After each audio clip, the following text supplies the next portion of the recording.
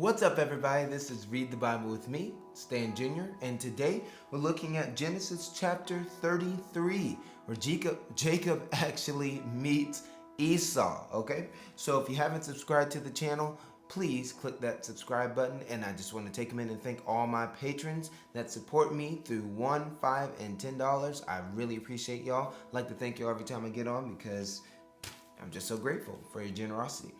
Chapter 33 says, And Jacob lifted up his eyes and looked, and behold, Esau was coming, and 400 men with him. So he divided the children among Leah and Rachel and the 2 female servants.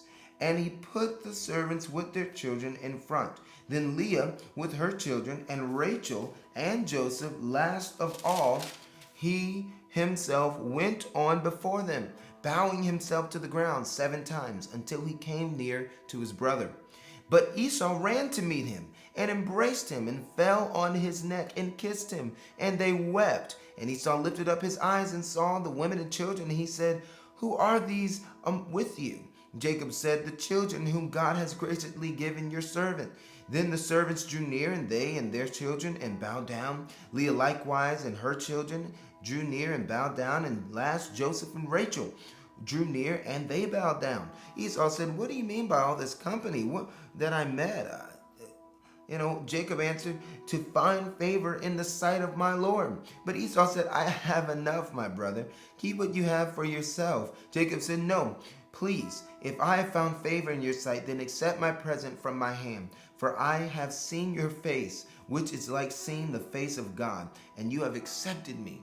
And so, this lets me know that a lot of times when we go through something with somebody or a friend or someone that we love, and it's like you hit something, you get in an argument, something goes bad, and you don't talk to them for long periods of time, that is not the biblical way of handling a relationship or a biblical way of handling a confrontation. When we have a confrontation or a disagreement with somebody, we don't just stop talking.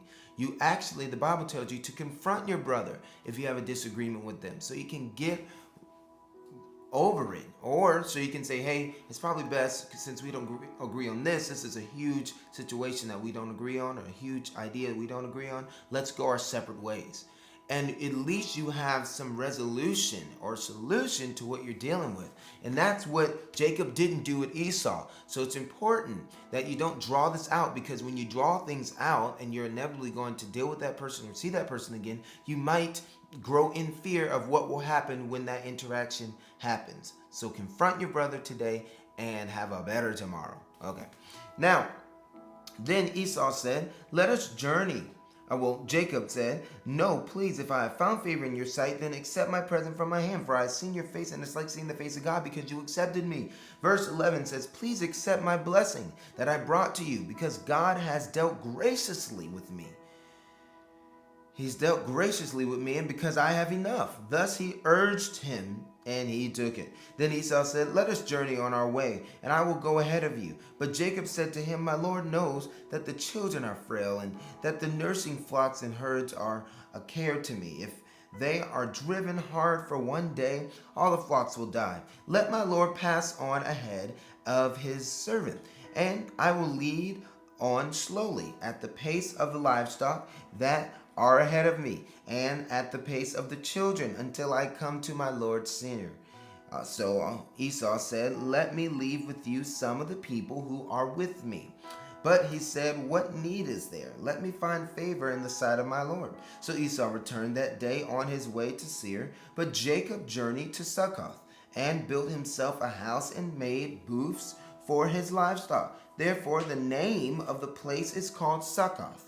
And Jacob came safely to the city of Shechem, which is in the land of Canaan, on his way from Paddan Aram, and he camped before the city. And from the sons of Hamor, Shechem's father, he brought for 100 pieces of money, the piece of land on which he had pitched his tent.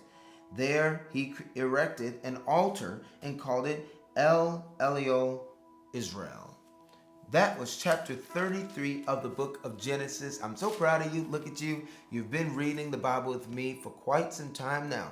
Would you consider subscribing if you haven't subscribed? And if you want to go further and you've gained a lot of value out of this, please click in my description box and pray about becoming a patron, someone that supports this ministry and the Bible reading club.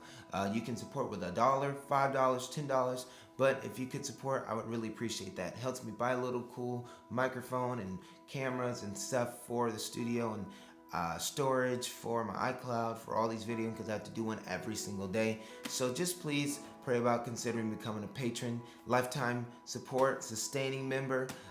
You won't even see it come out of your account. So I just really appreciate you for doing that.